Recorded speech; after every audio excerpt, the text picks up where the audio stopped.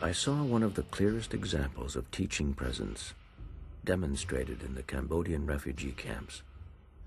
I was with Mahagosananda, an extraordinary Cambodian monk, one of the few to survive, when he opened a Buddhist temple in a barren refugee camp of the Khmer Rouge communists.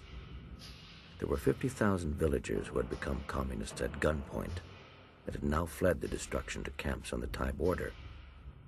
In this camp, the underground Khmer Rouge camp leaders threatened to kill any who would go to the temple. Yet on its opening day, more than 20,000 people crowded into the dusty square for the ceremony.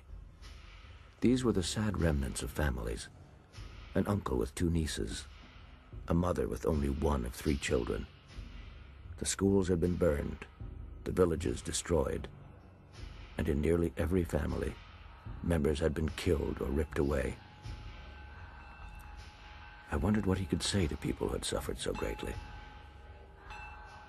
Mahagosananda began the service with the traditional chants that had permeated village life for 1,000 years.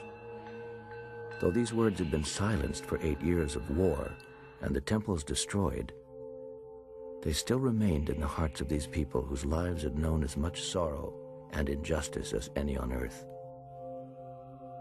Then Mahagosananda began teaching one of the central verses of the Buddha, first in Pali and then in Cambodian, reciting the words over and over.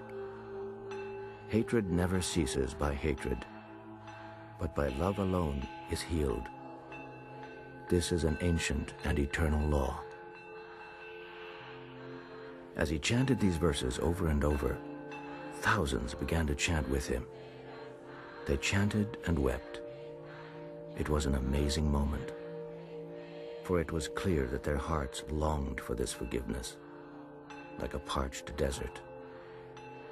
And it was clear that the presence of this monk and the truth he chanted was even greater than the sorrows they had to bear.